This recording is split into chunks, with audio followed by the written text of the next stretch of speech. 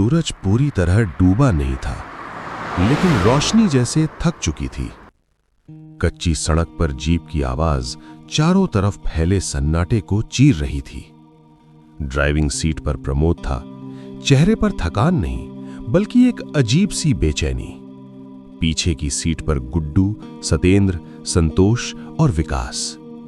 कोई हंसी नहीं, कोई मजाक नहीं, बस इंजन की आवाज और टायरों के नीचे दबती सूखी पत्तियों की चरमराहट। गुड्डू ने चुप्पी तोड़ी। भाई, सच में यहीं रुकना जरूरी था? प्रमोद ने बिना पीछे देखे कहा, बस 2 रात, तीसरे दिन लौट चलेंगे। जीप एक मोड़ पर रुकी।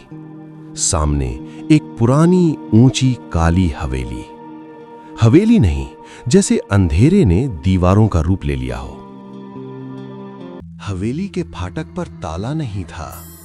ये बात सबसे ज्यादा डरावनी थी। हवा चली, फाटक अपने आप थोड़ा सा हिला।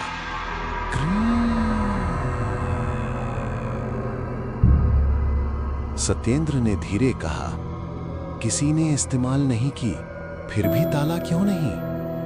कोई जवाब नहीं। हवेली के अंदर कदम रखते ही तापमान बदल गया।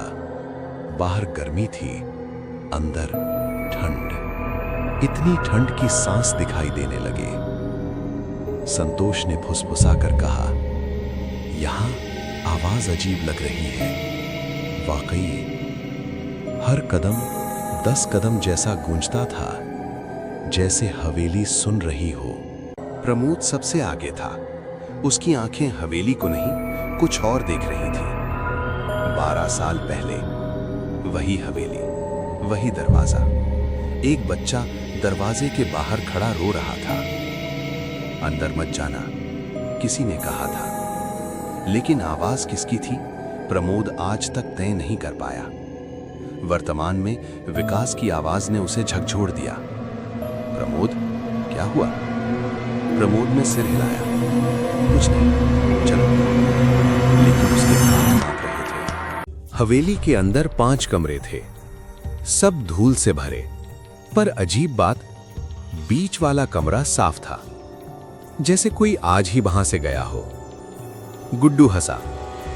लगता है भूतों को भी सफाई पसंद है। हंसी हवेली में दूर तक गई और लौटकर थोड़ी बदली हुई लगी। प्रमोद ने बीच वाला कमरा ले लिया। उसने कहा, यही ठीक है। किसी ने विरोध नहीं किया, जैसे सब चाहते हो कि वो कमरा किसी और का हो। रात, कोई घटना नहीं। यही सबसे डरावनी बात थी। मोमबत्ती की लौ बिना हवा के हिल रही थी। टक टक। कहीं दूर घड़ी चल रही थी, लेकिन हवेली में कोई घड़ी नहीं थी। सतेंद्र ने फुसफुसाकर कहा, यह आवाज बाहर से आ रही है या अंदर से? कोई जवाब नहीं। प्रमोद की आंख खुली थी। उसे लग रहा था कोई उसकी सांसों की गिनती कर रहा है।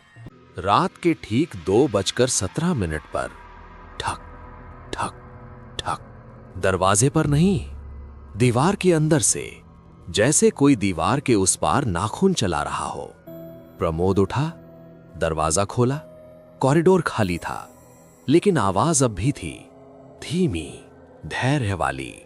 ठक ठक। पीछे से प्रमोद मुड़ा। कुछ नहीं, पर दीवार पर एक हल्की सी लकीर, जैसे अंदर से कुछ बाहर आने की कोशिश कर रहा हो।